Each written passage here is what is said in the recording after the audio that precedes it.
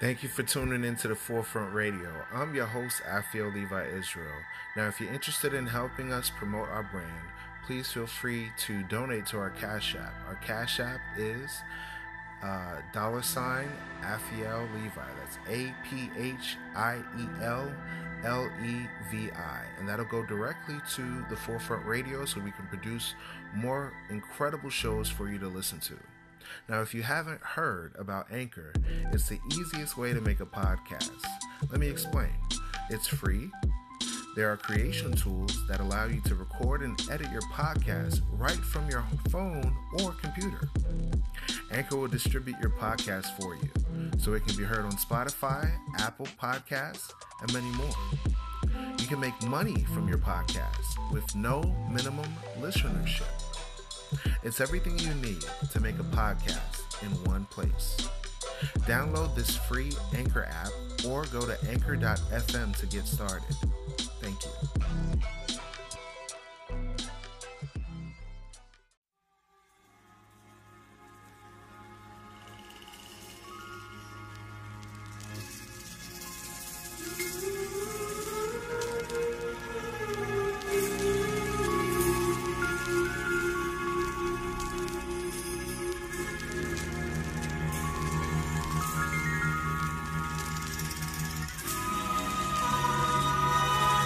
I like to see us lay to rest this whole notion of anti-Semitism.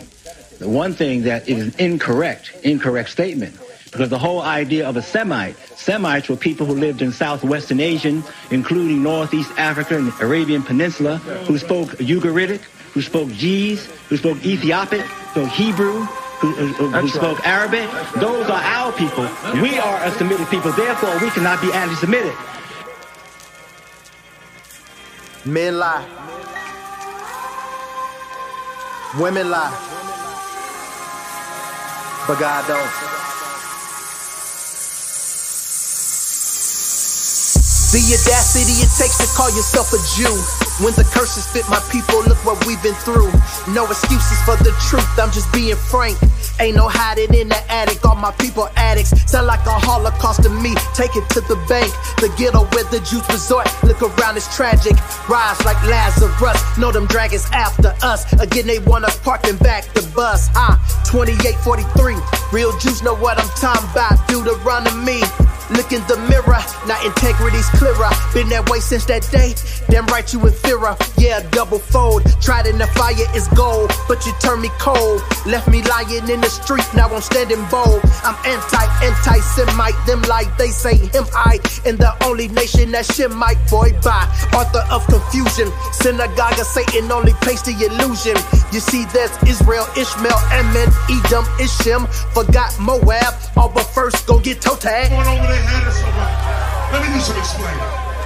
Abraham was the father of Isaac. Isaac was the father of Jacob. Jacob had 12 sons, for real. And these were the children of Israel. According to Genesis chapter 10, Egyptians descended from Ham.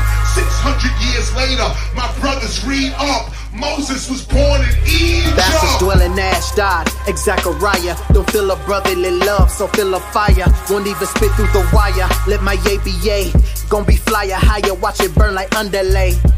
Now they call us BHI. Bearing false witness like the CHI. Against the hidden ones, all I see is lies. Call it red herring, don't want see me fly. Fly, yeah, rainbow is a promise and the Jews are black. No amount of green that can whitewash that. They say Jacob next, like he up the bat. He gon' hit a home run, baby, that's a fact. You say we anti-Semite, then God love everybody. That's like inviting everybody to exclusive parties. Defend a good name, kinda like Atari. Too late to school us now, got to mark you tardy. The son of perdition, it's time for detention. Your lies we revealing, so get out your feelings. Your sin reached the ceiling, your future is kneeling, eventually squilling. Real Jews in the building, yeah, real Jews in the building. Why? Cause the fishes is reeling. Straight like that.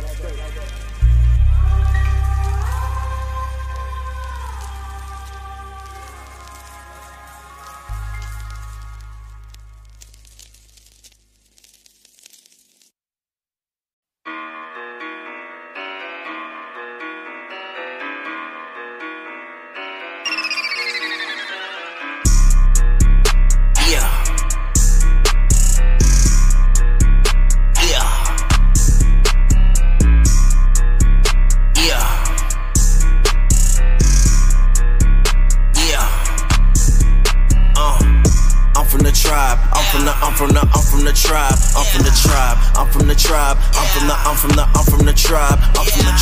I'm from the tribe. I'm from the tribe. Let's get it. I'm from the tribe. I'm from the tribe. I'm from the tribes, I'm from the ride. I'm from the black cause they told me a lie. Said I was black just to ruin my life.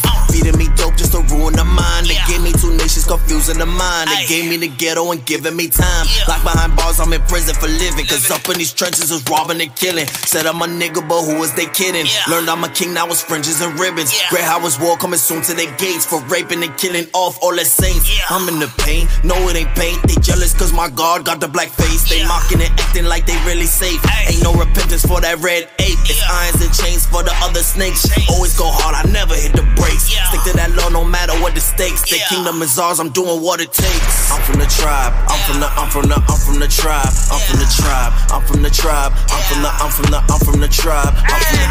I'm from the tribe. I'm from the tribe. I'm from the tribe. I'm from the tribe. I'm from the tribe. I'm from the tribe, confusing our minds. We living in drama the days of our lives. I walk to the window and peek through the blinds. Now what do you see? Come on, open your eyes. I see that hatred, that envy and pride. The remnant outside, he's teaching us lies. He's forcing our hand to go commit the crimes. Pulling the strings when I'm cutting the ties. Y'all know the vibes, praise the most high. Cling to the scripts cause the words make you wise. Endure to the end, keep your faith and you're fine. And if you look up, you'll see we on the rise. My friends is held down by a border of blue. Since I realized that we the elect, I'm grabbing eagles by the vein on their neck. I'm ripping eagle veins right off their neck. The other heathens getting chains on their neck. It's like cane on their neck. This smackdown gonna be raw when I climb up the top rope, jump off, drop my elbow right on their chest. Yeah. I'm from the tribe. I'm from the tribe. I'm from the tribe. I'm from the tribe. I'm from the tribe. I'm from the tribe. I'm from the tribe. I'm from the tribe. I'm from the tribe. I'm from the tribe. I'm from the tribe. I'm from the tribe. I barely ever get rest. It's like I work to pay bills. My people are still slaves. We the cancer of the prison cells. Children starving while being sad, so they feed them a happy meal. Meanwhile it's toxic, like the air we breathe. Chemtrails, they feed us rice that's plastic, and they bring us AIDS like magic. Johnson, gang wars up in Compton, murder rates and skydiving, that's body dropping. I swear these nations is blind. They Red Sea, it's just nothing, like the shortest person in line. They frontin', we illuminated, we was never the same. Besides blood running through our veins, it's crazy how we went from wearing chains to being in chains. Curse. I'm from the tribe. I'm from the tribe. I'm from the tribe. I'm from the tribe. I'm from the tribe. I'm from the tribe. I'm from the tribe. I'm from the tribe. I'm from the tribe. I'm from the tribe. I'm from the tribe. Emergency alert. This is not a test. Repeat, this is not a test. Blacks and Latinos, colonized and enslaved, scattered throughout the earth, are indeed the 12 tribes of the nation of Israel, according to the Holy Bible. The United States of America is Babylon the Great, only has a very limited time of existence, and Black Lives Matter has nothing to do with black people. It's a branch of the LGBT community, and they're about to introduce NAMBLA, the North American Man-Boy Love Association. All donations to that organization help fund the Democratic National Committee. The media is controlled by the Central Intelligence Agency and Council of Foreign Relations. Control exactly what people think, and this is extremely dangerous to our democracy. They have manipulated the theme that the police should be defunded and disbanded for the purpose of chaos to bring in the National Guard. COVID-19 was created and manipulated in the United States and sent to Wuhan, China. It was manipulated by splicing animal DNA with human fetal tissue, according to Revelation chapter 6, verse 8. Christ is our King, the Black Messiah, and he will soon come and return, bringing the powers of heaven and destroy Babylon's Space Force, according to Habakkuk chapter 3 and verse 14. These are the last days, brothers and sisters. We must prepare ourselves for deliverance by keeping the commandments and gather ourselves together as the Israelites. Zephaniah chapter 2, verse 1.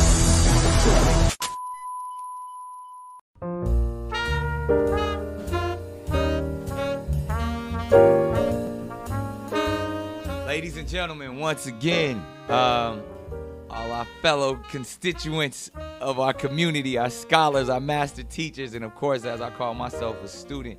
I am truly honored to have in Cannon's class a brother that I've looked up to on so many levels, from hip-hop to the conscious community to just true activism in the streets. Probably one of the first scholars that I was ever introduced to with the title professor in front of his name. I'm honored to have a legend in the building. Professor Griff, welcome to Cannon's class. It's a pleasure to be here, man. We appreciate that. Peace, God. Now, peace to the God. I'm a reflection of you. Man, so I don't even know where to begin. I mean, we going to jump into so many things, but we usually have a framing question because this is a class, right, and text. And not only do we have new text, a Warrior's Tapestry that you put together, which for all the young brothers and sisters that always want to get involved into and it's beyond the world of consciousness, because I'm falling back of using that term, but a lot of people are trying to get more and more enlightened. They get introduced, and then they want to know what to read or what to pick up or what to eat. This book right here is the greatest tool to get us introduced into this world, to where you can start digging a little deeper into some of your other books. Right. The psychological covert war on hip hop, volumes 1 and 2. Right. And so many other books. So we're gonna start in this space, but all of these books are available. We'll just start it off top. How if somebody wants to get your newest book or any of your books, how do they do that? Well, it's really simple. I'm approachable, and I'm there for people to reach me. Everybody and their grandmother has my phone number. Yeah. 678-557-2919. Damn, that's real. That's super solid right real. there. That's my cell phone number. 678-557-2919. Or they just go to my website, ProfessorGriff.me. Yeah. And it's strange how I got the ProfessorGriff.me. I went to go get ProfessorGriff.com, which yeah, some dude had it and wanted to argue with me on the phone. I'm like, bro, come on, man. It's like, that's crazy. He's like, I know who you are. I'm like, well, can we make come a deal up off on that? my joint? Yeah, right. I'm serious. Yeah, come up off that domain name. Yeah, but anyway. And you can catch you on your live Instagram, all of that. So he's very accessible. And again, like I said, it's an honor. And man, there's so many, because we got a chance to chop it up and build before this. Right. So there's so many things that I want to touch on and dive into, because not only do you drop those gems, but you speak in sound bites. So I know. But I just want to tap into the history real quick, man. Like even going back to Public Enemy, and even in the name Professor Griff, and you being one of the founders. How did this all come about in the golden age of hip hop? You guys had a lock on being that militant voice. Where did all of that come from? Wow. I think the beauty of the Creator bringing us together in Roosevelt, Long Island, and Freeport on one side, Uniondale, Merrick and Baldwin, then Hempstead. I think that area right there, Chuck's mom, knowledge of self, activist. My mom, strong in the community. Miss Boxley, who is Hank and Keith Shockley's mom from the Bomb Squad. Yeah. And then musicians around us and other people. I think it was a beautiful thing that they offered Chuck D the deal from Def Jam, because he was there with Flavor at Adelphi University on the air, already at a college radio station, crazy, playing different things. I'm at the youth center, martial arts classes. One of those instrumental individuals that was at the youth center having study groups, people getting knowledge of self and that kind of thing. And I think it came together a lot larger than I could put it into words, bro, because it was one of them things where, and I think Chuck, knowing what he wanted to do with the whole Public Enemy thing, because they offered him the deal, not us. Right. It was a Chuck D thing, Chucky D. Yeah. I don't know if you knew that. Yeah. It was a Chucky D thing. You're right. And then he said, no, he wanted to do the group thing. We didn't understand the Flavor role dynamic. Right. I guess some people didn't even understand my role being the minister of information. And had to bring the information. Yeah. But it all came together, and it all worked. thanks to Chuck having the vision to bring it together. Right. I think a lot of people tell the story, but they don't tell it through the lens that the average person can readily understand it, as opposed to it being in some press statement that goes out. Right. If you in the hood and you at the youth center and you training people up on your block, martial arts, you having study groups, and you responsible for people's lives, how did that end up becoming a hip hop group? Right. Somebody had to have some vision, and Chuck was the one with that vision and knew who to put in place. But the critical thing about this, to be frank and upfront with you, Right.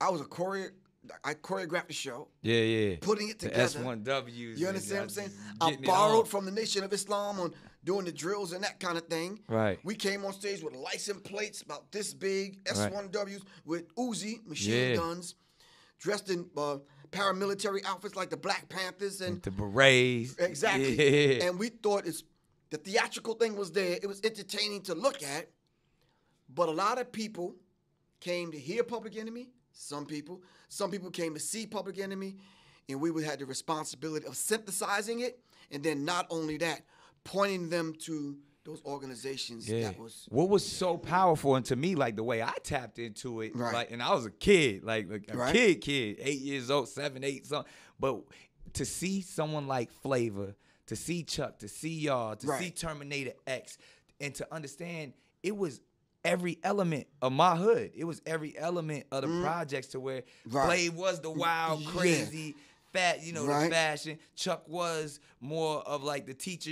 You were more the militant, and Terminator X was the dude with the sound. You know what I mean? Like I saw every element of my hood in Public Enemy. So I saw the dichotomy of the crazy boy to really hear to you. It was almost like the opposite to see as Chuck being the mouthpiece, and to see the stern discipline, to see the martial arts, to see even the aspects of the nation, and then to see, but you can still have fun. You can still, exactly. I saw all of that, and I don't know if that was by design, but it was an entry point for everyone. I know it was by, let me not say I know it was by design, but there's a grand design. Yeah.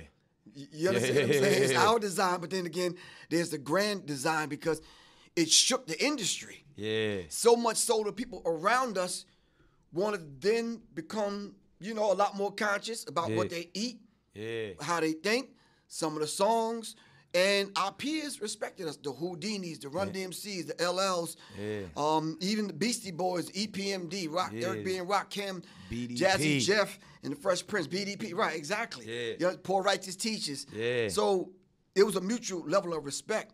A lot of people outside of those people that I mentioned couldn't believe it. Yeah. How the hell y'all saying what y'all saying, man, and y'all not? People say that about me to this day, like, yo, how you doing this and still doing that? But so I feel you on that. I'll be honest with you, I did. I questioned. I'm like, well, he up in that space. How you moving? Like, That's why I asked you earlier about your health. Are you good? Yeah. And even now, people like, because the documentary we were just a part of, and all, people like, man, you got to watch who's preparing your food for you. You got to watch how you move. And it's not even on something we not operating in fear, but the fact that we speaking so much truth that we just got to be more aware. Exactly. And I felt like y'all brothers was aware, and that's what I really want to get into, because you talk about the grand design, and we talked about the neutralization of our messages and in our people. That happened to you in a real way, in real time, to where you were the one that everyone came after when you started to speak. And I mean, I know you've spoken about this so many times, but I just want to, give context to some of these younger people out there, to where Public Enemy has such a voice and was waking up so many young people in our community through hip hop when it was still new. And I want you to talk about it, because I don't want to, because you here, but there was but you have to help me contextualize it. Yeah. So as I saw it as a young man, that as the Minister of Information, and like I said, it's an honor to have the Minister of Information in Cannon's class, but you had so much information and was so fearless in your message. And through Public Enemy, I felt like you were the one that had the most substance and weight in speaking unapologetically, because Chuck had to do it. He was the MC. He couldn't be so out there in his messaging. He had to make it fly. Yeah, okay, I got he you. had to be an entertainer. But you were like, I'm just giving it to you raw and uncut. And if you could contextualize it and kind of, because I don't know the entirety of it all, but from my understanding, there was some information that you put out there specifically about the Jewish community that, again, where you were asked to apologize or the entire group was asked to distance themselves from you. And that was kind of the first, that as I saw, the divide of Public Enemy, to where they had to go on and continue to be an entertainment group. Right. And you stuck to your guns and said, I'm Griff. I'm Professor Griff. I will always be the Minister of Information, and I'm not going to apologize. So I'll step away and be myself and allow you guys to go on. Right. Please expound on that and just enlighten us all on how it really happened, because that's how I saw it, and that's what I was told, but I would love to hear firsthand what really happened with, one, what was actually said, why they asked you to apologize. And I mean, I didn't even know there's some subtext and some other characters like the Leo Cohens who were a part of that process. Right. And the Bill Adlers. Yeah. And so please just break it down from how it happened and to where we are today. Well, let's break it down, and let's break it down in small bits where people can actually get it. Right. Like a lot of people that are coming into consciousness, where they are right now. I sat at the elders of the Dr. Benz and the John Henry Clarks and the Professor Jeffries, Professor Smalls, Shashi McIntyre, and a few other people I could mention. Now, I'm there, physically there, not YouTubing it. There was no YouTube back then. Yeah. You had to physically go there and write the notes, study. Maybe get a VHS tape or something like and that. if you had 5 of them in your, you was making a whole lot of noise on the train, I'm saying. Right. All right, so to my understanding, now I want to thank Khalid El Hakim from the Black History 101 Mobile Museum. He had set up a talk with a rabbi. Right. And this is recently. Right. So, and I'm in front of a room full of Jewish people. Right. And I'm asking basic questions, and maybe you can help me out. Right. So let's look up the word anti-Semitic. Right. Who are the Semitic people? And then we're going to get to the Public Enemy thing. Right. So I looked up who is the Semitic people. And there's a list of Semitic people, and anyone can do this right now. You can look up who are the Semitic people, what are the Semitic languages. Right. Has absolutely nothing to do with any white people. Right. Not at all. So in order for me to be anti-Semitic, I'd have to be anti-black man, anti-black woman, anti-black people, anti-Africa, anti-all of the people. Because the Semitic people are black people. So y'all get that clarity. We're going to say that again. Now, the Semitic people are black people. So I cannot be anti-Semitic. Now, what do they really use the phrase anti-Semitic to do? That's the thing. To divide us. Exactly. Right. So they put this title on you, anti-Semitic, and then they neutralize you. Right. Separated me from the group.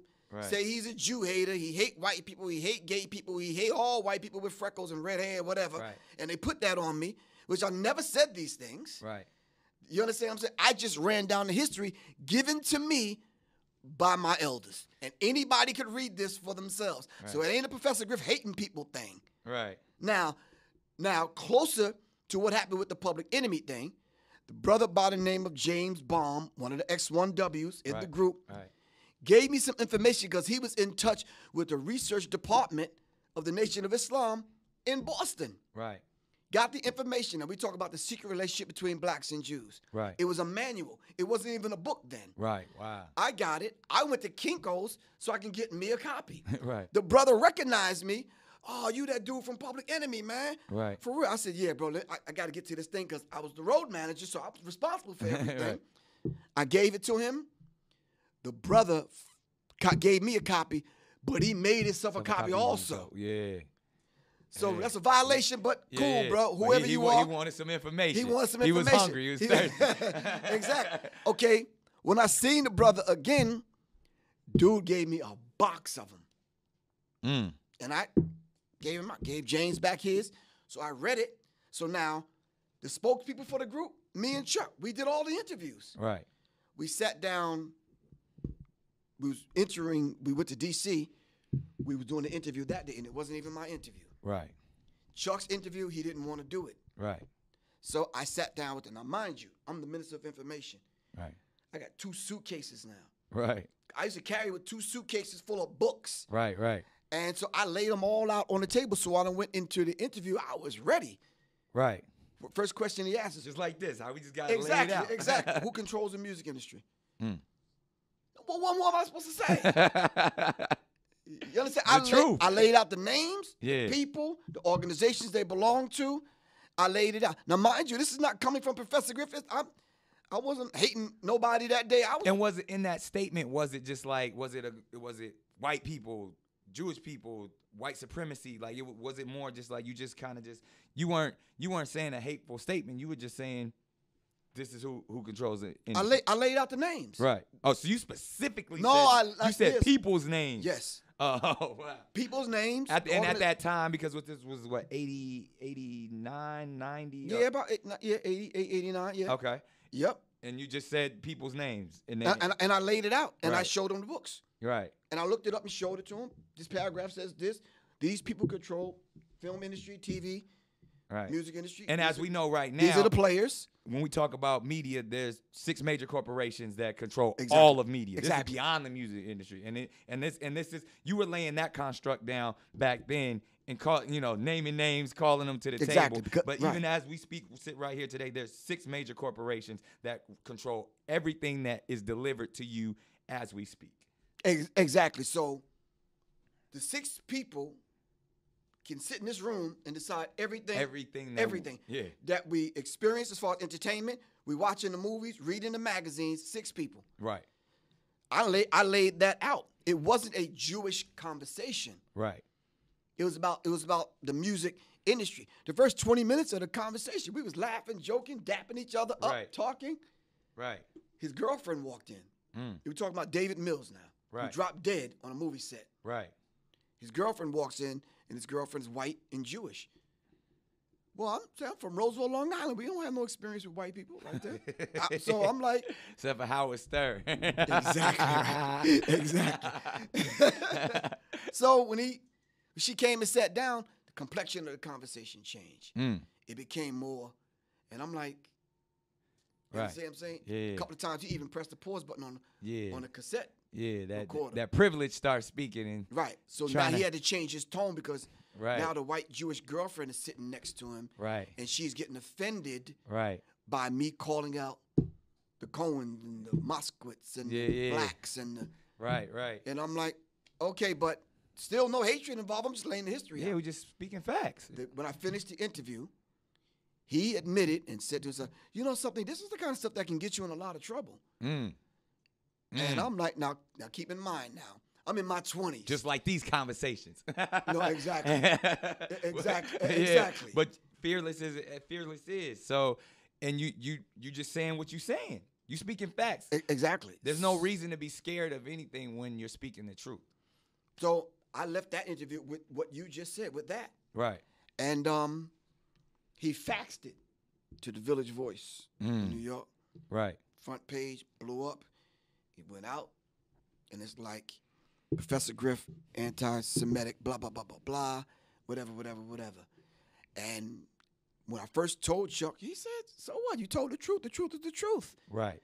Everybody's gung-ho. Yeah, Griff dapping me just up. what we saying right here. Hoisting me up on their shoulders. Yeah. A week or two later, I'm the boogeyman, I'm the bad man, I'm the this, that, and the other. Griff, we got to separate ourselves. Exactly, and I didn't understand it from someone. Now, this is the painful part. From someone I grew up with, man, since I was 4 or 5 years old. Right. How do you do that? Right. How do you sit in a room and have one of your friends tell you who you fought with, who you ate with, broke bread with? Right. You know, how do you do it? Then a group of brothers that I came up with, the S1Ws, who, you know, we did everything together. Fact. You understand what I'm saying? Yeah. So the Public Enemy thing was Chuck and Flav, who was actually signed. Then it was me and Terminator, the Public Enemy Live thing. Right. Constitutes Public Enemy. I brought the S1Ws. Right. So when you talk about the money situation, it was Chuck and Flav, of course. Then me and Terminator. and then check this out. Out of my little money, I cut it up and paid them. Wow. So it wasn't about the bread at all. It wasn't about the bread at all because Chuck said, 2 years in, we out. We said, cool, let's shake the industry up and get out. Yeah, y'all wasn't looking for. And that's the thing what people got to understand, too, especially back then. Hip-hop wasn't about money. Exactly. You know what I mean? And the only place where you actually could make money because the hands that had were it on speaking lock. of, they had it on lock. It was slavery. Let's just keep it what it was.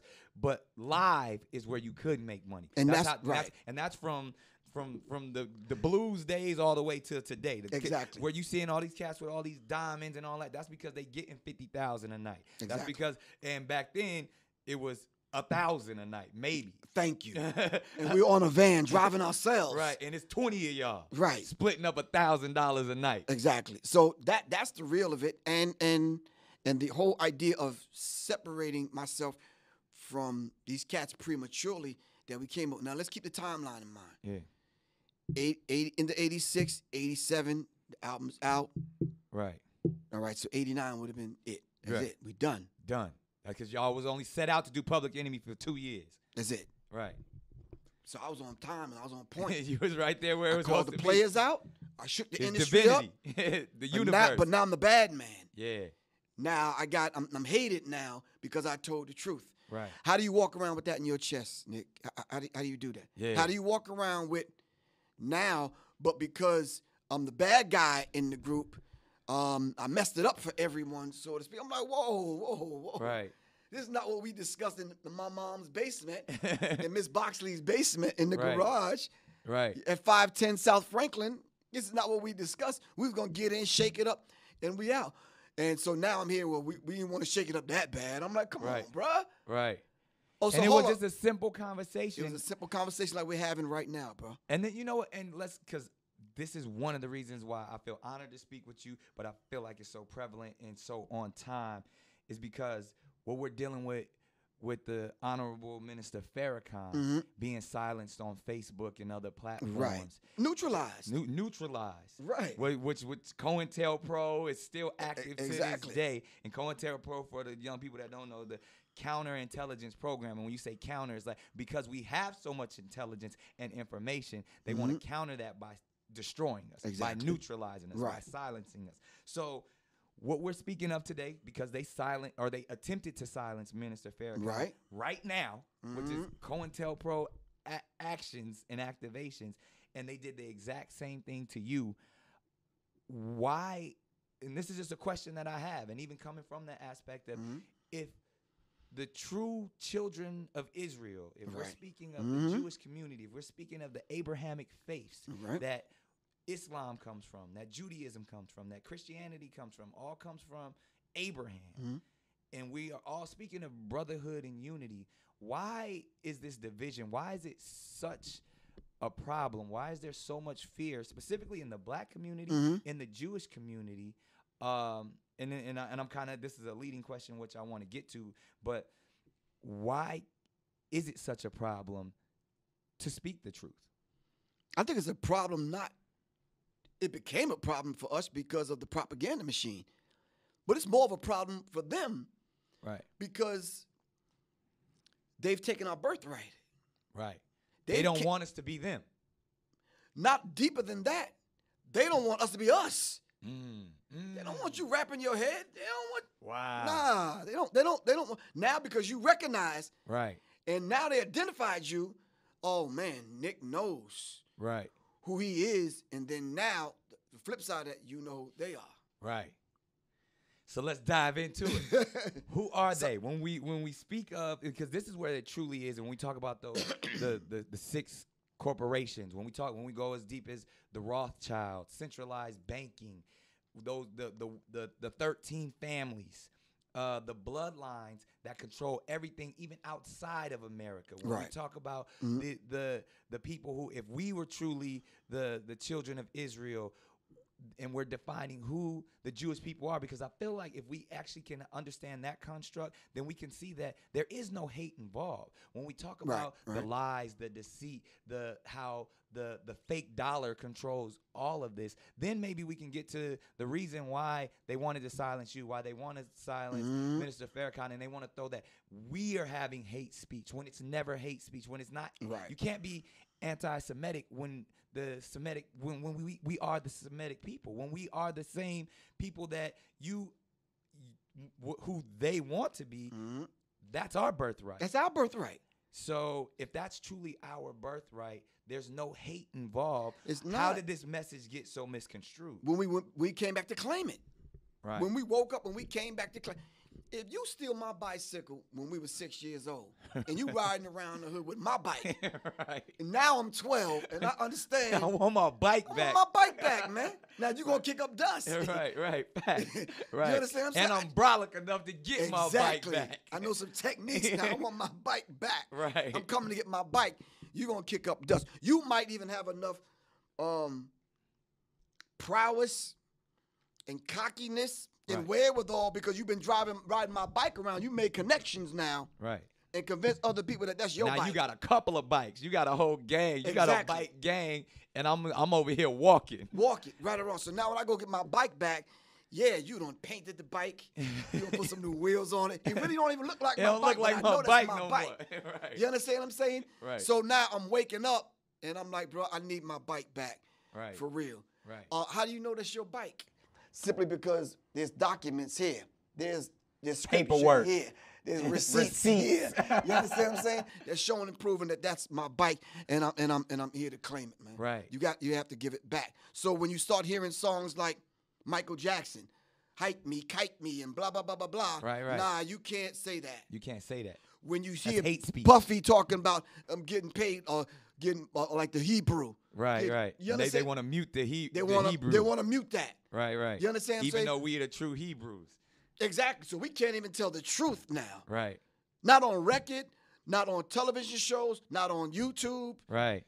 And what is and again, because and you know, I talk to my brother Risa Islam about this all the time, about certain things to where it's just the lack of understanding. That's what it is. Because we're not saying anything hateful. And that's the thing when they want to put that on the minister Farrakhan was saying when even the term white devils or just devils in general. Right. But when he was really speaking about the people who devalue our communities and themselves, and that's really where the word devil comes from, Right. and how he's speaking it. But they want to take the sound bites and say this is anti-Semitic, and so how does that occur, and why does that occur? Is that great? Is that spiritual warfare, or is that just truly just us just silencing each other? That's the psychological, covert, meaning hidden war on the higher infinite power healing our people. Say that again. Hip hop is higher infinite power healing our people. people. The higher infinite power healing our people. It's well, if hip-hop. it's higher, then it's gonna vibrate On that at the frequency. higher chakra. Yeah. And we gonna connect. Sometimes, you see your homeboy, you up in the club, the music loud, y'all can't talk. You like, you know. Yeah. It's Or just when it's something about that to go down, the energy, you know. Exactly. All right. Right, Yeah. right. So if it's infinite Yeah. and it's the power that's in us because of who we are as a people, Elijah Muhammad says we're direct descendants from God himself. When that hit me, I'm like, I got relatives, but I got the big relative. You understand Right. what I'm saying? Facts. I'm a descendant, maybe from this tribe, that tribe, and that tribe, because I look a little Ethiopian or Eritrean Right, or right. Somalian. Right. But I'm saying I'm connected to the source. Right. But because I'm connected to the source, we have a higher infinite power. Right. But we can take this power now to heal our people. Wow. You understand what I'm saying? And then delivering it that way, like the COINTELPRO, like those black organizations where they saw the Messiah coming up in the ranks, they says, no, we have to stop that. J. Edgar Hoover said the most Right. dangerous thing in America is the Negro, and, That's right. and when he bringing us together. So I want to touch on something too, where we have this problem within our community, and then obviously even beyond the term God and defining ourselves as gods. Why is that such a problem, and why is that so taboo in our community? Because I know you do this as well. You speak about it in your books. Right. And even going back to the 5 percenters, the gods and the earths back then, why is that such a problem? Even all the way to brothers like Kanye, where, you know, even his messaging can get misconstrued at times, but he was even professing, I'm a God, and our egos get to that point like, you ain't no God, I ain't no God. But ultimately, how do you define yourself as a God, and then why is that a problem? I think the whole idea of having to define myself as a God is something that, you know, I don't necessarily want to wear on a T-shirt or a bumper sticker. I'd rather just be what the Creator created me to be. Now, let me ask just a couple of things so we can kind of contextualize this thing. You have an assignment, right? Yep. A life assignment. Absolutely. The Creator deposited in you everything that you need to be you, right? Right. You ever get to that point where you're not feeling kind of like you? Right. So now you got to be introduced back to who? You. All right? And you got to be reminded of your assignment on this planet. Right. You understand what I'm saying? So if the Creator, God, deposited aspects of the Creator inside of you. Right. The scripture says you're all gods, but you're a child of the Most High God. Sooner or later, you're going to grow up. Right. And be gods. Yeah. With a small G. Yeah. We ain't claiming the big G, just the small G. Yeah, we're You not understand saying what we're I'm the saying? creator. Exactly. Right. Everything divine in nature is within inside of you. Right. This is why when we talk about the law of correspondence, as above, so below, as within, so without, we can look at what we adorn the universe with, and it's right here. It's all in us. It's all in us. That's why we what's can in duplicate the cosmos is inside us. Exactly. And only thing we're saying is we're gods having a human experience called Griff and Nick. Right. That's it. Right. Now, what your assignment is, Right. some people refer to that as different things. That's your life path. Right. That's what you've been assigned to do. But the thing is, have you accepted your assignment? Right. When you find people dealing with this whole psychology of self-hate, rejecting themselves and their divinity and who they are, see, when we hook up, there's certain things that you and I don't even really have to discuss because the divinity in me salutes the divinity in you, and we good. Exactly. You understand what I'm saying? Facts. And see, that's divine. Right. But you see, we can go back and study Greeks, Romans, European history, and they've called even some of the days of the weekend the months. Right. They call those people gods. Right. You understand? But we don't have no problem with that. Right. But the people that gave birth to civilization, you understand what I'm saying? Right. Yet we can't consider ourselves gods. I think there's a misnomer there, man, and it's like it's almost like they don't want us to know the truth. Back to that again. They don't want us to know who we are. But even I want to go back to our community because, you know, forget they for a second. Okay. Why can't we accept that we are because gods? we've been brought down to the point where we look at one another as just mere niggas. Right. Plain and serious. But Wesley Muhammad said it best. The nigga got to die. I'm just going to say it straight. The nigga got to die. Wesley Muhammad put it out. Yeah. Because if the nigga die, and then now we can have this rebirth of the God. Now let me play devil's advocate for a second. And please do. But we have to define what devil is. It's the adversary of God. Yeah, right. Yeah, and there's attributes to the devil, but go ahead. Yeah, so let me go to the with the little side. with the little d. With the little d. All right. Go ahead. So is that almost the same concept as eugenics, or even when we tap into W.E.B. Du Bois's aspect, because he was someone that was saying the black man has to rise above, or I don't know if it's the same term as like we got the nigga got to die, but is it that concept of saying, yo, I want a purer black man, or the black man has to understand that he is a god, and the nigga has to die. Well, Isn't that same concept? Kind of like the same thing, but let's clean it up just a little so the vast majority of our people can understand it. The Christians say what? You have to be born again. Right. So what happened the first time? Because God don't make mistakes. And all of them people running around in the Bible that never existed, never had Bibles. I don't think people say that again. Say that again. Because really what the Bible truly is just God's experience or man's interpretation of his experience with his God. And stories and allegories. And those allegories and stories and things were stolen from who we are as a people. As a people. Right. That's our history book, Right. so to speak. Right. Someone else kidnapped us, knocked us upside the head, put us to sleep, stole our birthright, and claiming that that's them. Right. So the story of which you know as Moses is really Mesis in an Egyptian tale. The story of Noah is really the poem of the tale of Gilgamesh and all of these things. Right. These all come from the motherland. But going back to what you were saying in that sense of who we are and who we define. So W.E.B. Du Bois came forth and said, the black man and woman in America is dealing with this double and dual consciousness. Yes. In a modern context, that's code switching. But right now, what is this dual consciousness that we're dealing with? Causing cognitive dissonance inside the spirit of the black man and woman. How do we have to wrestle with being Nick during the day and all the jobs and the opportunities that you have and the resources that you connected to, but then you got to go be dad now. Right. You got to go deal with Mariah. You Right. Yeah. Okay, because they don't know nothing about that. Okay, that's my daddy, but cool, but now. Facts. So the dual consciousness. What happens now when you operate in the world that's diametrically opposed to who and what you are as far as your existence is concerned? How do you operate in a world like that and then be you? Right. How do I be Professor Griff and still operate in the music in music industry by telling the truth about the music industry? That's kind of difficult, man. I can't go home and take off and put on Professor Griff to go on stage. No, bro, what you see is what you get, man. Right. Facts. I'm not Professor Griff on stage and then I go take it off or put on a costume. But there's still a dichotomy, or there's still a duality in who you have That to was be. the dual consciousness the double consciousness that W.E.B. Du Bois was talking about. And that even goes back to maybe what was going on within Public Enemy. Exactly.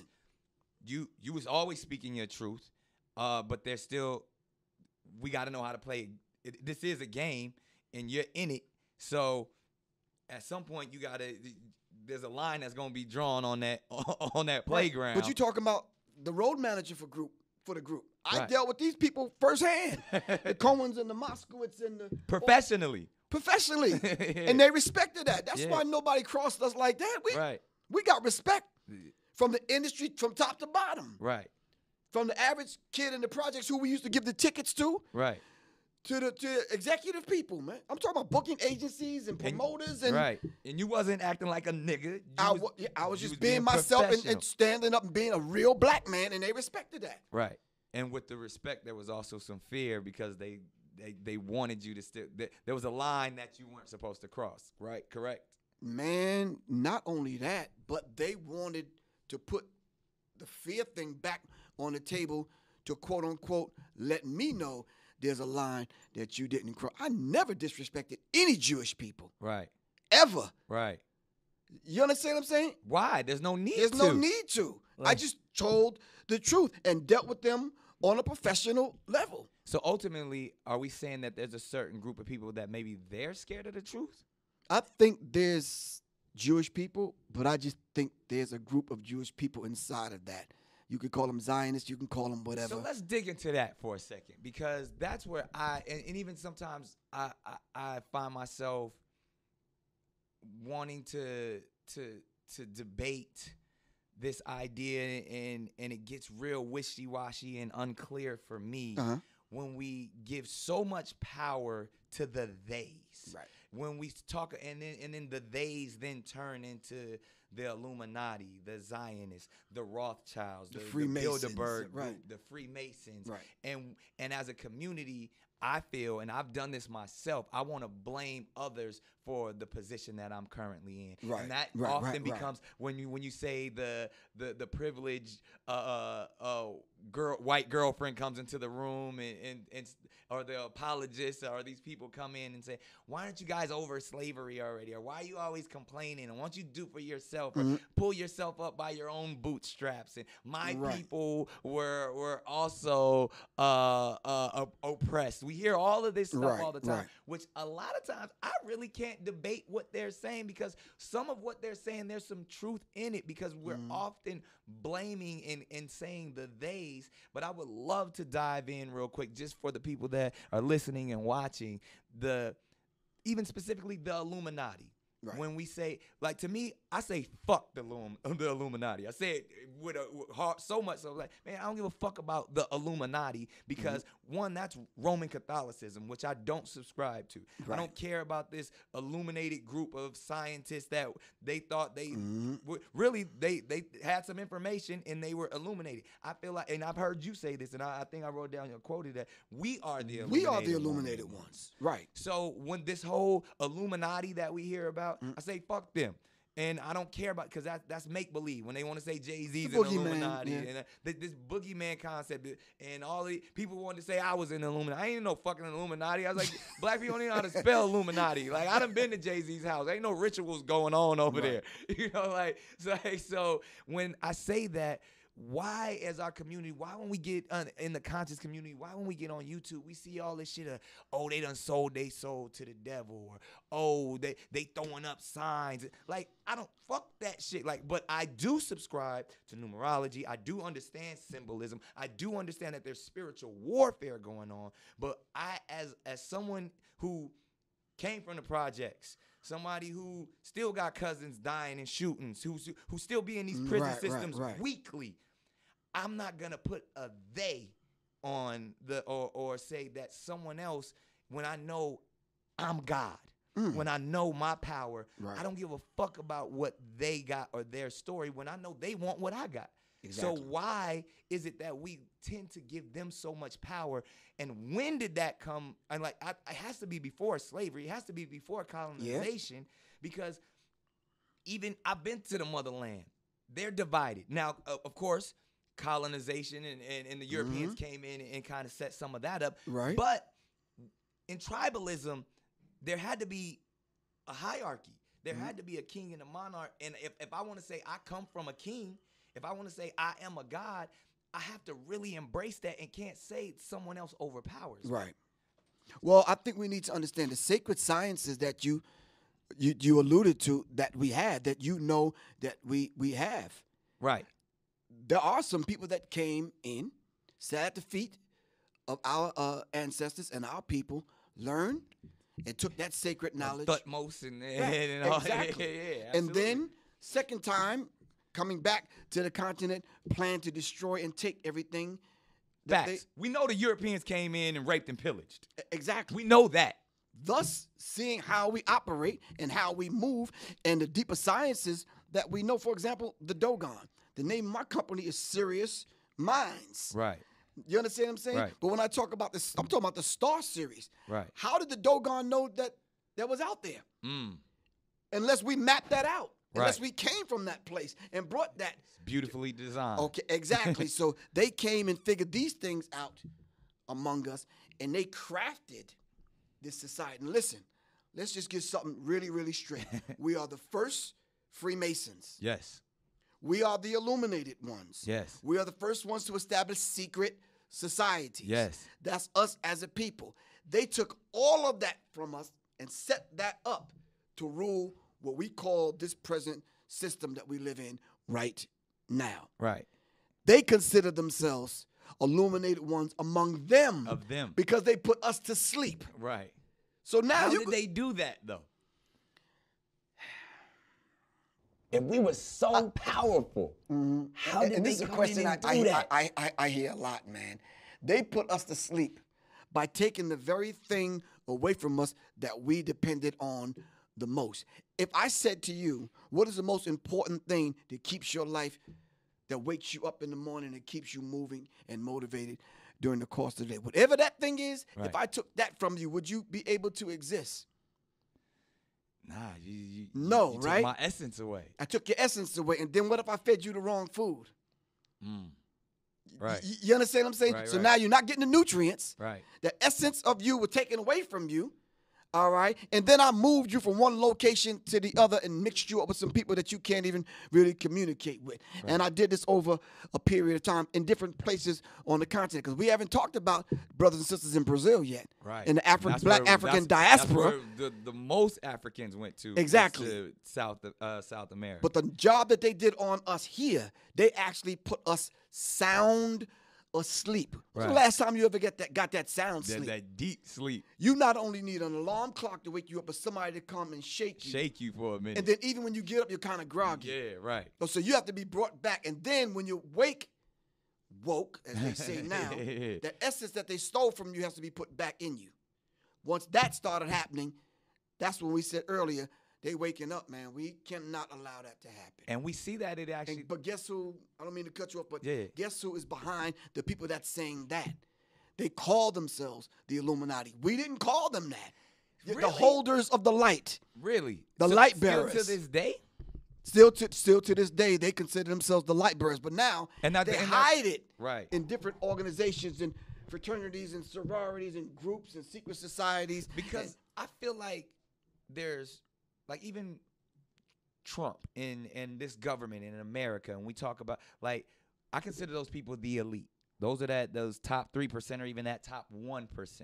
But I'm not even sure if those are the people, this government, this Americanized government, are those same people that we're speaking of. No, and they're not. And they're just not. for the clarity, that's what I want to put out there. No, they flunkies. Yeah, they those pawns are the on the ones- chess game. So Yeah. and like, can we give these people another name? Because even when I feel like we talk about the Illuminati and like again, like Okay, let's demystify it then. yeah, like let's really break it down, because I feel like that's where we get it becomes the boogeyman when we talk about, and even like when we talk about these meetings, like the Bilderberg Group, which was a meeting that goes on in Europe once a year with the most powerful people in the world, the most powerful people in media, presidents, kings, queens. Queen Elizabeth be there. These are the richest people. These are the elite. They actually meet on world affairs, and where the Bilderberg Group, they housed it and were like, "Ooh, we want to bring powerful people together to show how we can make the world a better place and have this meeting." That's what they say. That's what they say. But ultimately, they're saying, what messaging, domination and world control, are we putting out there? And then when we go and we speak about the New World Order, I have this question for you. Why is the New World Order a one world government, domination world control? Why is that so dangerous? Why is that a bad thing? Why isn't that a good thing? Why can't we subscribe to say, oh, we just want everyone to come together. We want everyone to we want the nations to unite. We want a united nation. Why is that dangerous? I had the pleasure of having some brief conversations the other night in Brooklyn, New York, at the Barclays Center, behind stage with Erykah Badu. She did a video, window seat. Right. Then she did a couple of other videos where she literally was walking through and disrobing. Right. And, right where JFK was assassinated. Right. And gunshots rang out and she bled blue blood. See where I'm going with this? See where you're going. The blue bloods. The blue bloods. So regardless of what we called them. Yeah. You understand what I'm saying? And let's see if we're going to go to blue blood, going back to understanding a blue blood is a European person because they don't have pigment in their skin that you can see their blue veins. Exactly. And blood is blue until oxygen, the air hit it, and it turns red. Right. Democrat, Republican Party. Red you see, and it's blue, not Bloods and Crips. Exactly. They set that kind of thing, Hegelian dialectic principle. Yeah. The opposing forces controlled by the same people. Right. So then let's go to what it really is then. When we talk about the power of melanated people, when we talk about who we really are as guys and understanding that our melanin is so powerful and it connects us in a way that the reason why they fear black, the reason why they fear is because the lack that they have of it. So then when you see what Dr. Francis C. Welsing talked about is that fear in that just genetic annihilation, deficiency of when you have a person that has the lack of pigment, the lack of melanin, that they know that they will be annihilated. So therefore, however they got the power, they have the lack of compassion. That melanin comes with compassion. Melanin comes with soul. That we call it soul. We soul brothers and sisters. That's the melanin that connects us. So the people that don't have it are a little, and I'm gonna say this carefully, are a little less, and where the term actually comes from, because I'm bringing it all the way back around to Minister Farrakhan, to where they may not have the compassion or the when they were sent to the mountains of Caucasus, when they didn't have the power of the sun, that the sun then started to deteriorate them. So then they're acting out of fear. They're acting out of low self-esteem. They're acting out of a deficiency. So therefore, the only way that they can act is evil. The only way they have to rob, steal, rape, kill, and fight or pillage flight, okay, in order to survive. Exactly. So then these people who didn't have what we had, and when I say we, I speak of the melanated people. Right. They had to be savages. They had to be barbaric. Because they're in these Nordic mountains. They're in these rough, torrential environments. So they're acting as animals. Right. So they're the ones that are actually closer to animals. They're the ones that are actually the true savages.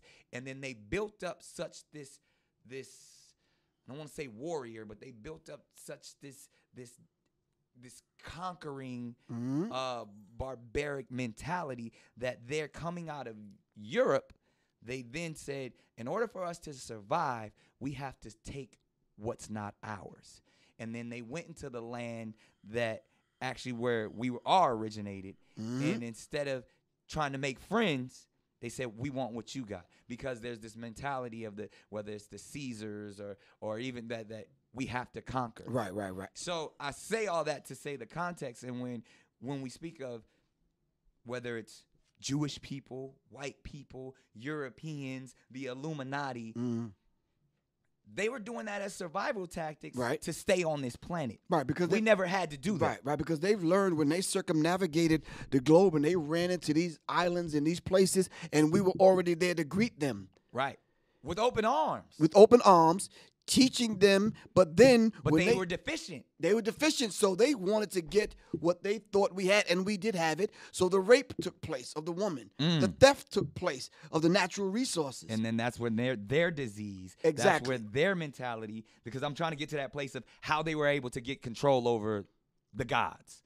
How were they able to get control over their original once they people? learned that, though, and now they raped and impregnated, left and came back, and they saw the child lighter, they said, wow, that's when they learned genetics, genetic annihilation.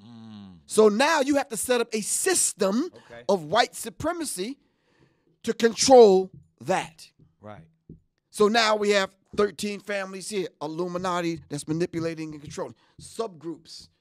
Now we got to set up organizations. Coming out of Europe. You understand what I'm saying? And for that same system, now you're talking about survival, what you just laid out. Now it's fight or flight. Now we have to set up these systems in order to survive. Right. But listen, not just survive to get some damn some hamburger buns and some cheese. I'm talking about on a genetic level. On the genetic, because they will, and that's even from the white nationalists to the white supremacy mentalities to Donald Trump himself wanting to build walls. Right. They're trying to keep what they consider purity. Exactly, on a subconscious level. They're trying to level. stay alive. Because sometimes they don't know why they acting out. It's just been proven. Was National Geographic just put it out by 2050? Every person will be a person of color. In a minute. They saying that's as soon as 2050. So let me ask you something. So what is the subconsciousness saying? What's the fear? The subconscious said, I got to survive. Right. What do I have to do? And that's what it's been from the beginning with the how do you do that now? people. How do you do that and show love? I got to take natural resources because I may not be here in a minute. Right. I got to bomb these people back to the Stone Age because I'm not going to be here in a minute because I got to be able to dominate. War was created. Exactly, and control and dominate people. Okay. I have to survive on this planet. Right. You understand what I'm saying? Right. And as you call it, this is a Griff quote right here. Life is living in fear of extinction. Right. So, and that's what operating on a subconscious level. So they fear. So Dr. Francis Cress Welsing says when you show up, they view a grown, 6 foot tall, 230-pound black man the same as they do a 4-year-old. Yeah. Because in us is the genetic material to annihilate them. Ooh, and it's their fear of God. It's their fear. It's their fear of God. Exactly. And then for everybody, because I'm bringing it back in context again, because just so you know, we keep referencing, the great Dr. Francis Cress Welsing.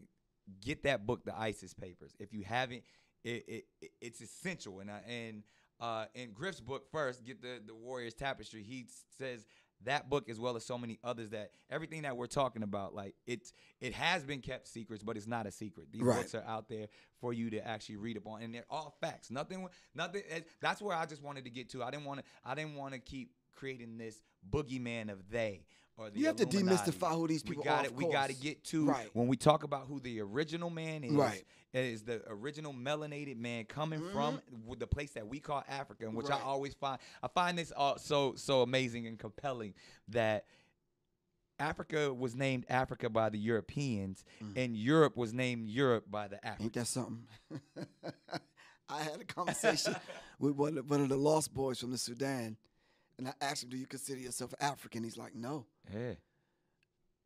They're tribal. Yeah. You take pride in your tribe. And I just came back from Uganda, and it's so, when you look at it, they don't say, "Hey, I'm African." Exactly. They don't. Right. No, I'm from Uganda, or I'm from my family. They don't. We call it Africa, like our African American. Right. Now hold on 1 second. Now let's look at America. Right.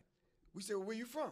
I'm from Detroit, man. Yeah. We don't say we're Americans. Yeah. See, it's the same dynamic. And especially when I'm from Long Island. I'm from this street. I'm from this exit. I'm from Brooklyn. Exactly, man. You say your whole address. I'm from this block. Yeah, and then on the West Coast, Same thing with the brothers in Africa. Southeast San Diego, over there, up through the, like from such and such projects. Exactly. You know what I mean? Same thing with the brothers in Africa. They don't identify with the whole idea that the place was called Africa. Yeah, they tell you they tribe. It was more tribal, man.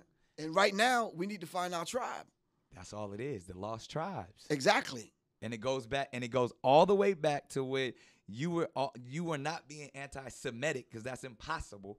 You were just speaking the truth and talking about your community, your tribe, and how others have came and taken from your tribe. So, which I would love to jump and just divert just originally hip hop, and I love how you define hip hop, the higher infinite power healing our people. Right. And you where the state of hip hop is today. And you said something so powerful, man. And I want the people to hear this, when you said they killed all the bigs and birthed all the littles. Ooh, yeah. And if you think about when you say from Big L, Biggie Smalls, right. You know what I mean? Even the idea of then we birthed, no offense to none of these brothers, but the Lil Xans, the Little Waynes, who is my brother. The little and the young ones. The young, but just that mentality of, we used to want to call ourselves Big this, and now you want to be Lil Pump, Lil this. Yeah.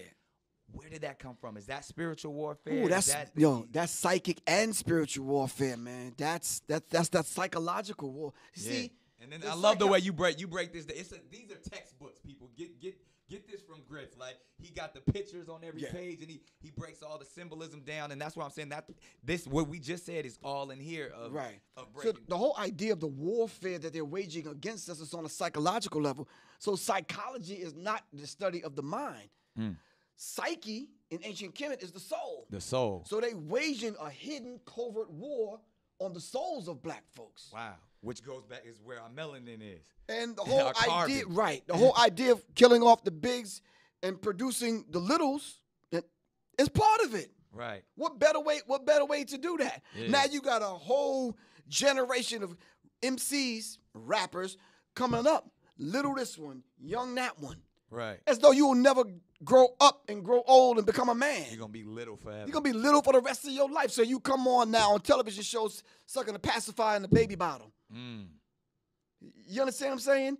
And we have to understand that particular. In a skirt or a dress. And they forgot that sister. Exactly. Right. They forgot that Sister Soldier said, we are at war. We're at war for the hearts and minds of our people, man. We have to understand that, man. Right. And one thing I want to talk to again, I'm going to play the advocate of the opposing advocate, as we call it, because I dealt with this personally on a personal level, and I would love to have some discourse with you about the emasculation of the black man, right? Specifically in the media.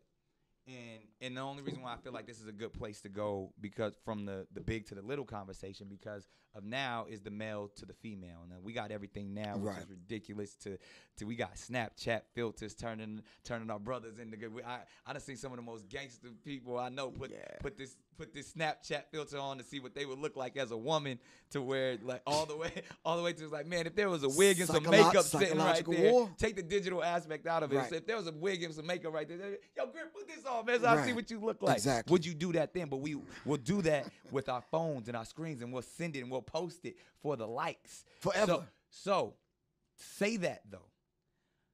In media, and I salute my brother Dave Chappelle and so many other. We've all heard the famous story where he said Hollywood tried, there was a dress hanging in his and his trailer, tried to put him on it. And some of the brothers that I look up to and will forever look up to, from Eddie Murphy to Martin Lawrence to all of these people, have to in entertainment put on the dress. And a lot of people say they're selling their soul. And I'll go all the way back to my own personal story as a kid growing up on Nickelodeon. And not seeing any harm in it at the time in the 90s, did a skit where I dressed up as a girl. I mean, we in the Inconvenience Store and we ghetto girls, and like they wouldn't the skit on Nickelodeon, they wouldn't even allow something like that to air today because we ghetto with the nails, and we really all I'm doing is imitating Martin Lawrence and Jamie Foxx, what they did with Shanae and Wanda, and all they were doing imitating Flip Wilson, what he did with Geraldine, and what our strong brother Richard Pryor was doing in This Way Is Up, and classic movies and things that we seen who we consider the greats do coming before us, but we're not seeing that psychological warfare of they want to, which Dr. Francis talks about, is when we see these images of, because there's a lack of fathers already, there's a lack of male figures, and we understand the black woman is the ultimate creator, but when we are emasculated and we don't know how to be men, and we think it's a joke and we think it's funny, and I see it like now, I don't regret anything in my life, but when I see the 18-year-old version of me prancing around for the joke in a dress, in a wig, I'm like, damn. Like, was that me just being funny, or me thinking, this is funny? Where, I'm as heterosexual as it gets, but the messaging that I was putting out there. And then not that there's any, as to each his own, what you do in your bedroom in the dark at night, that's your business. But to me, as I know, was I used as a pawn, as a young boy to make people, I'm thinking I'm making people laugh, but was there a psychological warfare? All right, well, let me ask you something. Did the laughter die down? Did you grow up? I definitely grew up. Now, what would this Nick Cannon say to that one? Bro, look at me, though, bro. I want you to but that's what I'm saying. So because what would this Nick Cannon say to that one now? The information that I just said, I would give that, but I would still say make your own choice. You know the price that you're going to pay for that, though, now.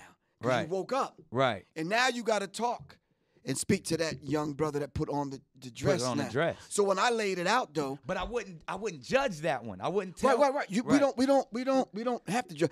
I would give him the information. This is life lessons. I would give him the ISIS papers. Right. I didn't read the ISIS papers when I was 18. I didn't understand that there was a greater mission to destroy us. Right. I thought I was just there to make them laugh.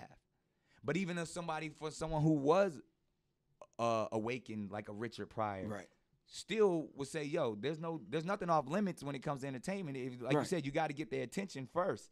And whether it's putting on a dress, whether it's calling yourself little this, whether it's making a song about shaking that ass, like to when we talk about brothers like Nipsey and his gangbang affiliation and its terminology that may not be helpful on the surface, but when you see the brother's beautiful spirit, when you know my ultimate mission, when you know that ultimately these are brothers that trying to help the community, but we got to get their attention first. Right. I got a friend of mine, Black Dot. He wrote a book called Hip Hop Decoded. Okay.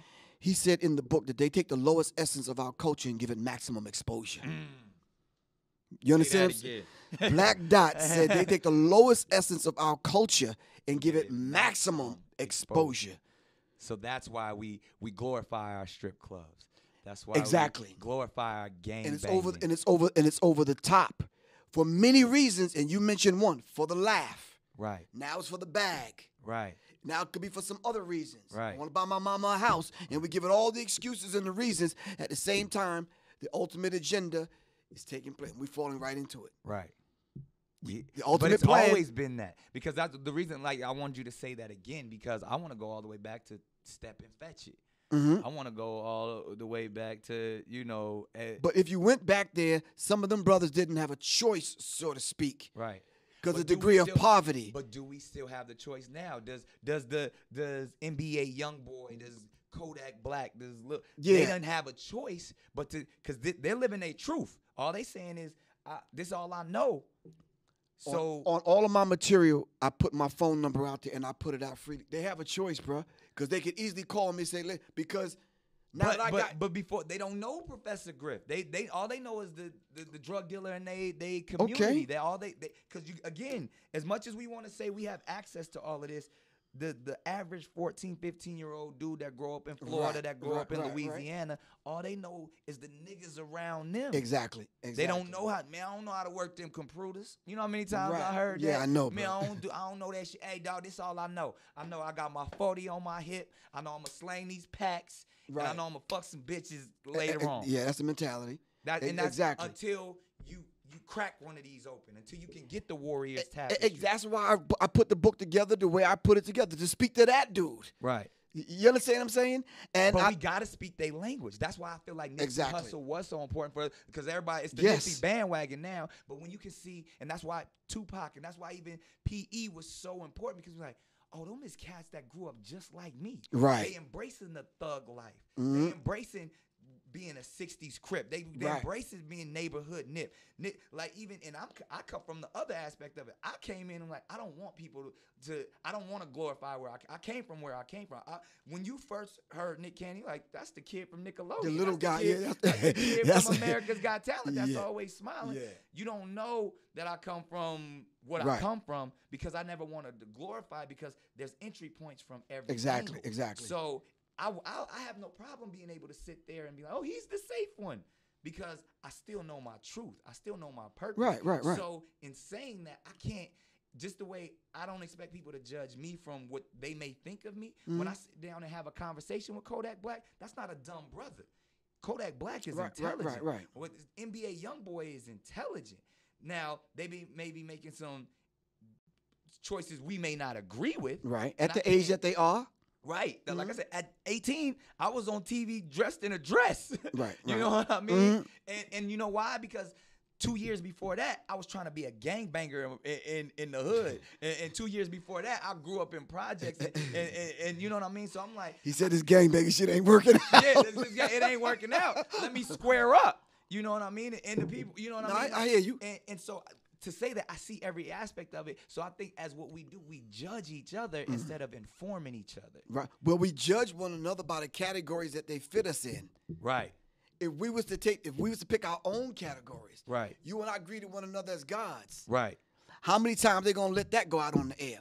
How many times they gonna put that in a movie? How many times they gonna put that in the educational department? Right. And how many times they gonna rewrite the dictionary and don't write us in as black means despicable, disgusting, evil? Yeah. They're gonna rewrite the dictionary? No. Black means God. That's what we exactly. Put out there. That needs to be the T-shirt, though. Yeah.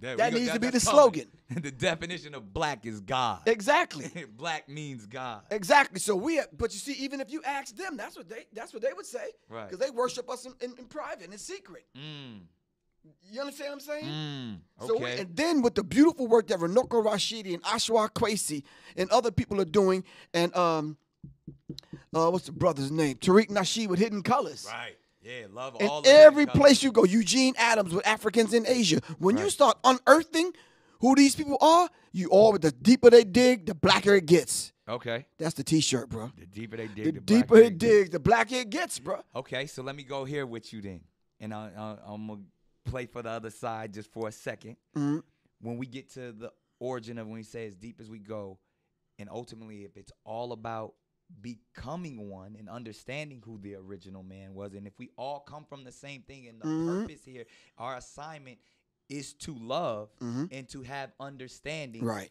and knowledge supreme, wisdom and all this understanding ultimately is rooted in love in the core. And if that's our message to spread through the cosmos, why all of this division?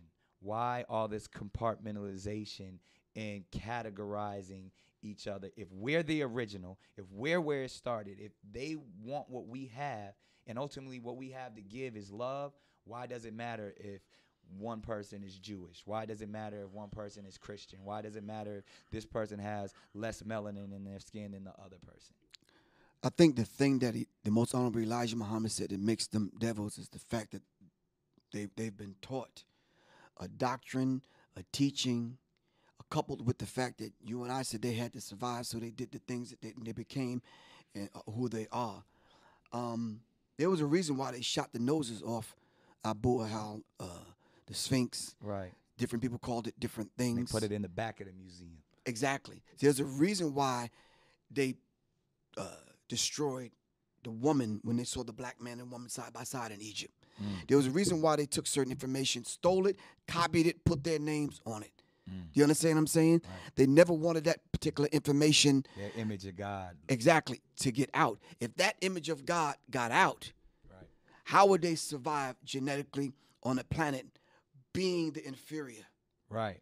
You understand what I'm saying? Right. You cannot do what they've done on the planet in such a short period of time, being the inferior. But why does it all matter? If we're talking about the source, if we're getting to the source of it all, of the original man and the original purpose is to spread love, is to awaken and enlighten everyone. Why does it matter? There was love in my family. My dad was there, my mom was there, my brother was there, my sister was there. Instinctively, we all knew our roles. I wasn't trying to be my dad. Right. My dad's my dad. Right. You understand what I'm saying? Right. In the human family, who's not comfortable with being themselves? Right. We could take a look at it through that lens. Okay. Let's unpackage that now. Yeah. You understand what I'm saying? Yeah. If I'm comfortable with being myself, then I don't have to say, you're evil, you're wicked. I don't have to write that in my books. I don't have to destroy your history. I don't have to try to borrow and get something right. or steal yours because I'm comfortable with mine. Exactly. I don't have to say because I'm lighter and whiter, I'm better. I don't have to do all these things. But because I don't feel comfortable in my position, the idea of supremacy, the idea of having to survive, I got to come up with the plan. Okay. You follow what I'm saying? Right. See, now, if I'm not comfortable within the grand design, if I don't know my position in the grand design, then exactly. Right. And the grand design included them. It did. It included everyone in love. Right. You just got to play your part, man. Right. You understand what I'm saying? So I wasn't trying to be my sister. Right. I didn't want to put on the dress and the purse. So ultimately, the pocketbook. Yeah, I didn't. right. I wasn't trying to be mom. Right. So the answer to the question is, we're not the ones that are creating the borders and the categories and the classifications. No, we've been taught to think that, but ultimately it's their system. Even though there were different tribes, we didn't carve up the land. Right. Can't Tribalism was just more about we are who we are. It's existence. That was culture. It was culture. In the root word, I was born right here. You were born right there. Let's exchange what I got over here. Exactly. And therefore, and then if there ever is any conflict, because conflict occurs, we will figure that's survival of the fittest comes into play. Right. And then ultimately, I exist where I exist. You exist where you exist. Right. And respect that. Yeah. And that's all I'm asking you to do is respect my boundaries. I don't want to come. I don't want to come and take over your land. Exactly. We can engage, but I'm from where I'm from, and you're from where you're from. Right. But there's some things that we have in common that we didn't even have to talk about. Because we didn't outright rape. Right. And rob. And right. steal and do these things. If a couple of your cows morality. Came over and destroyed my vegetables, then somebody has to pay for that. So you got to come work this land. Right. Some call that slavery. No, it wasn't that. You had to repair my crops that you destroyed. Right. You understand what I'm saying? Absolutely. Someone looked at that and says, well, look, I could take thousands and millions of them across the water, brainwash them, and I could build an entire nation for myself. Right. You understand what I'm saying? You see, that's a child. Right. Not knowing its place in the human family. Right. And they're running rampant. Now that the parents went to sleep and been put to sleep, the children are running the house. And The that's littles. what we're seeing. The littles. The littles are running the running house the right house. now. Exactly. On all levels. On all levels. On the cultural level. The root word to culture is cult. Cult is not a bad word. Come on now. You understand what I'm saying? Yeah. So, and then when you look at occult, just means hidden. Right. Right. If you didn't put on the turban and whatever, they Right. don't know what culture you from. Right. Facts. If you didn't call yourself Nick Cannon, but you went by one of your original names from one of your original tribe, Right. it's like it's all love. But see, they can't respect that, They though. can't respect You that. know why? Because you represent a man that's woke up. Right. Absolutely. You understand what I'm saying? As well as you. So, and that's where I want to dive in here real quick because there are so many misconceptions Right. about who Professor Griff is. There's a lot of you don't have me crack the book open. and I want to dig just for a moment because you've only been allowed to tell a portion of your story. Right. And then obviously we know within the media, they spin it the way that they want to spin it. Right. And they look at you as dangerous. They look at you on the same levels of someone that may need to be silenced in those COINTELPRO type of scenarios. But even like to the idea, like people don't know that one, you're a veteran. Right. You I were was in the military, right. You were the police. I was military police, right. So and I worked in prison. Right. Right. So coming from, Long Island, coming from someone who, like, even I would even ask this question: are you proud to be an American? Are you proud to be to be from the land that you are from? And who is Professor Griff in America today? No, I'm not proud to be an American. I don't want no part of this. No pride. I don't have that pride. I'm not prideful about being from this particular country. Right. I'm glad that I came back to connect with my brothers and sisters here in America that was here long before Chris and the boys got here. And that's long before America Vespucci. Long before all of them people got here. We were already here. Right, exactly. You understand what I'm saying? So I'm glad to come back and there's see a difference between pride and glad. That's how I always like exactly. You can be glad to be, but you don't have to have pride in it. Because exactly. Pride, there's a lot of ego within it. Right. We're forced to defend this land, a land that we can't even grow crops in to feed ourselves. All right. Thanks to Monsanto and the rest of them, but that's another story. That's another Cannon's class. Exactly. But I'm saying to you, no, I have tribal pride. My father's Blackfoot Native American. Okay. All right. I got greater than the tribe, though. The greater tribe, black people. I have pride. And I'm proud to say I'm connected to all of the carbon, copper, melanated people across the globe. Come on now. And we have something in common. Yeah. And that goes back to what we were talking about to the people who don't have that, who have a deficiency in that, who want more of the melanin. Exactly. And the way they see about getting the melanin is going through, please don't get offended, sisters, going through the black woman. The only way they can enter into the hereafter is through the black woman, by dropping and planting that seed.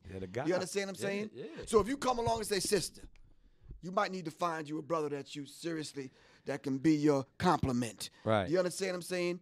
And then we get into colorism. Yeah. And these seats, the lighter and the darker. Right. Who has more melanin in who that? set that in motion with the Willie Lynch letter? Right. See, but every time they see any glimpse of us coming back to ourselves to connect back to the self.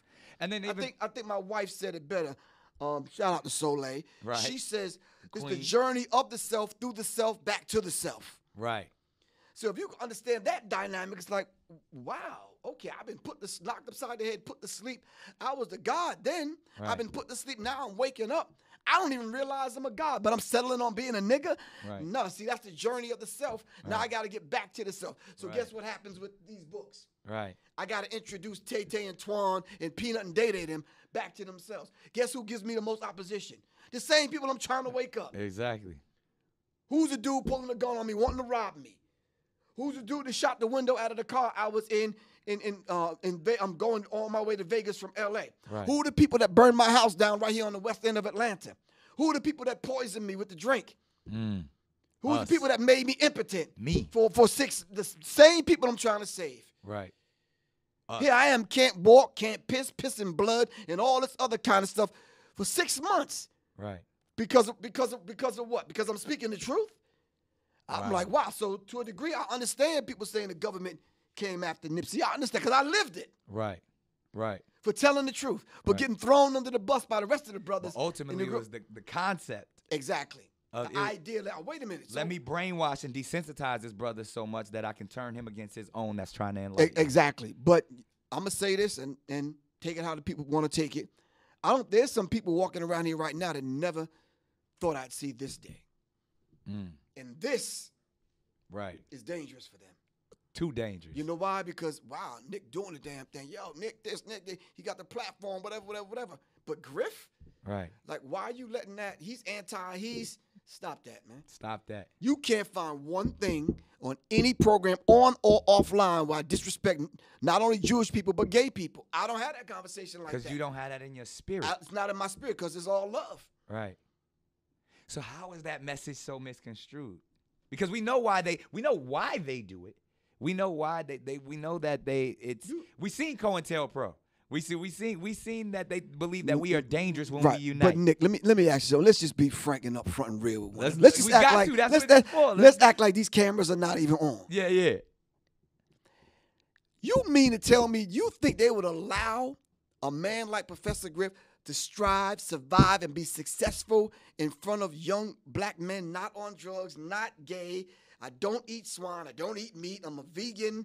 I got a beautiful wife. I'm taking care of my family, blah, blah, blah. You think they want that image to get out? Okay, so let me ask you this then. Why am I allowed to do it? Because I want to be like Griff. But no, I look at you and say, see, but we he air came life, before though. me. Right. So, but I'm allowed, I've made a lot of money in this. I have a large platform as you speak.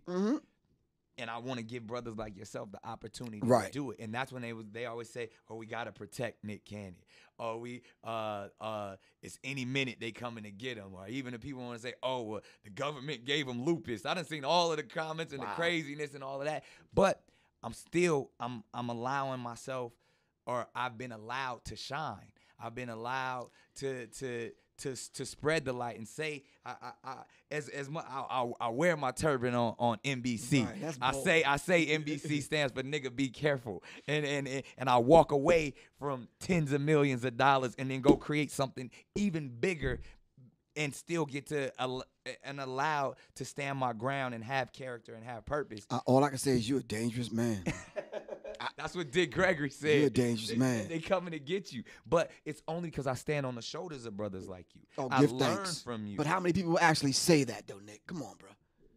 But it's the truth. No, let me tell you something. The people watching this will know this is rare. People don't invite me to shit. When have you seen me on a documentary film? Never. Right. So when they say, Mr. G says, yo, Nick want to meet you and blah, blah, blah, blah, blah, and the Dr. Sabi thing and the Nipsey, I'm like, you sure? Yeah. Mr. G will tell you. I'm like, yo, you sure? You understand what I'm saying? He's like, yeah, man, dude, it's real. I'm like, all right.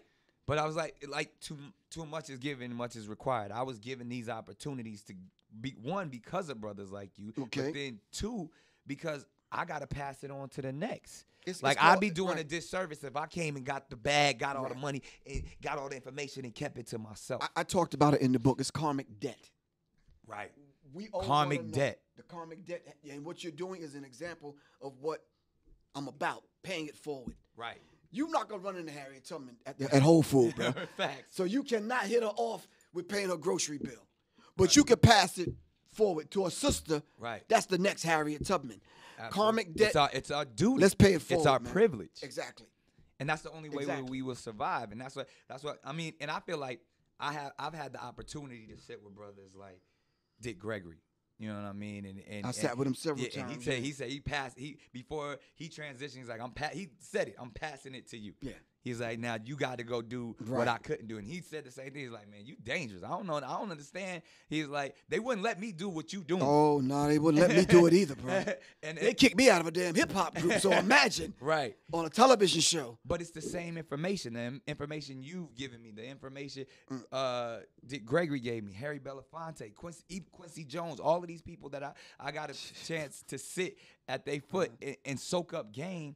And now I can dissect it and regurgitate it out to the littles in these short form ways, whether it's Cannon's Class, whether it's Wildin' Out, whether it's, whatever I'm doing, whether it's Nickelodeon to the little ones, to my kids. Right.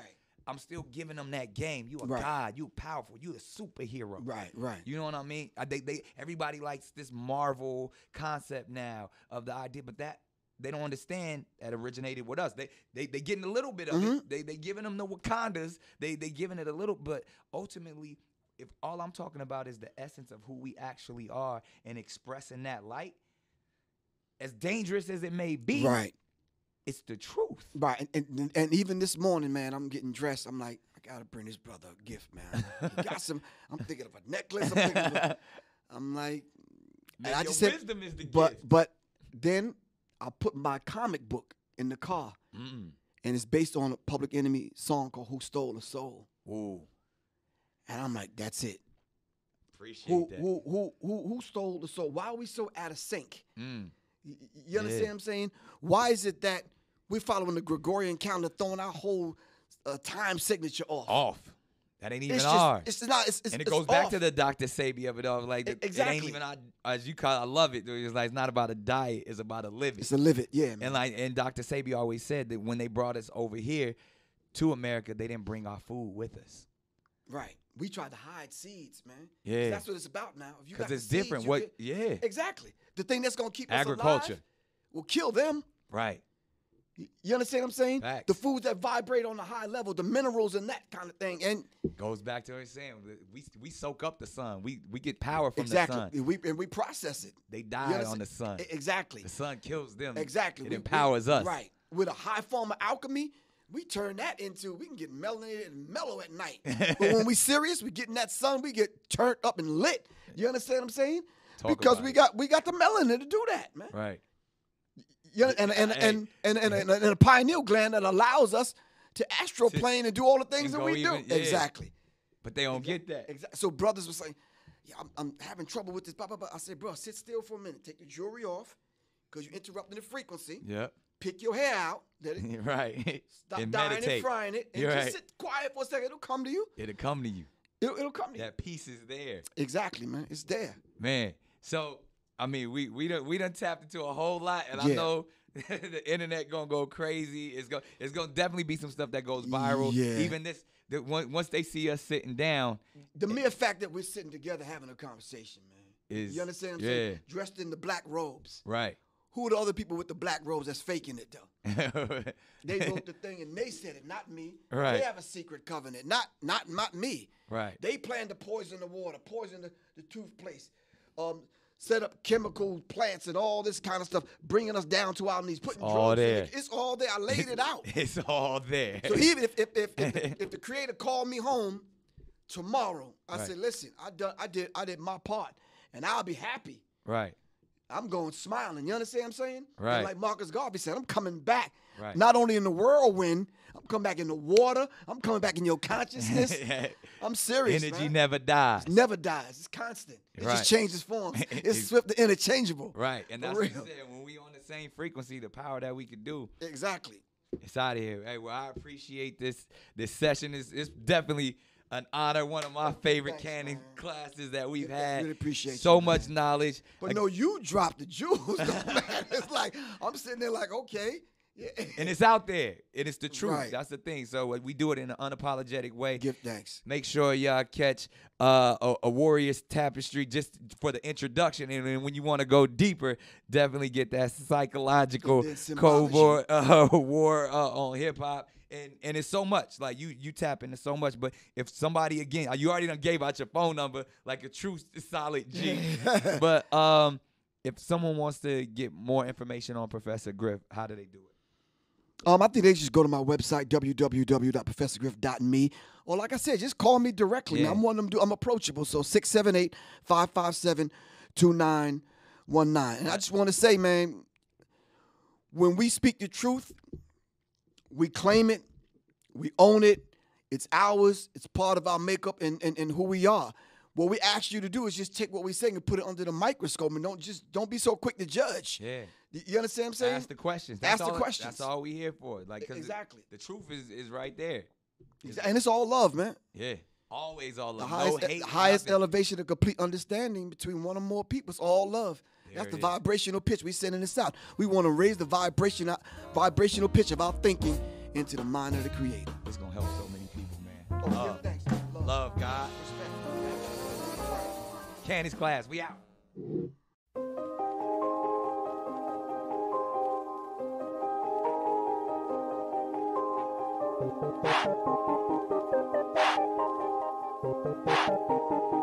A future ruler of the planet. A future ruler of the planet. A future ruler of the planet. A future ruler of the planet. A future ruler of the planet. A future ruler of the planet. A future ruler of the planet.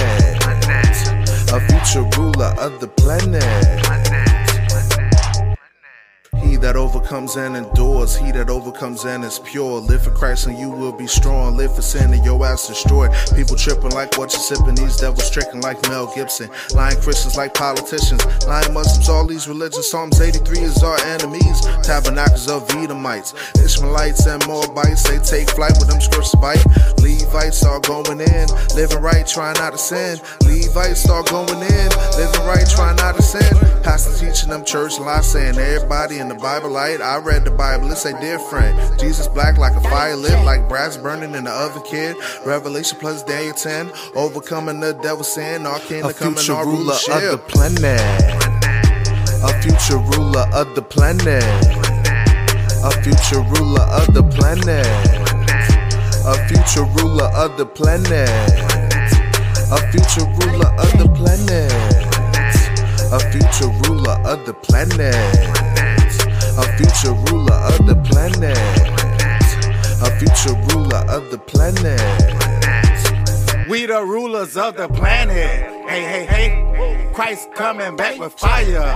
On that day, you can repent or you can die. Anyway, but you must be born again, that's what the Bible say. You must be get up on that milk like a baby. This is the laws and commandments, OKKK. This is how you get to heaven, the only way. Christ left us instructions, no time to play. These Israelites think they African Boombaye. They think they Muslim 7-a-day Adventists. Hey, hey, hey. They think they white supremacists, but this is the only way. You got to repent or die right now. I'm like, hey, hey, hey. A future ruler of the planet. A future ruler of the planet. A future ruler of the planet. A future ruler of the planet. A future ruler of the planet.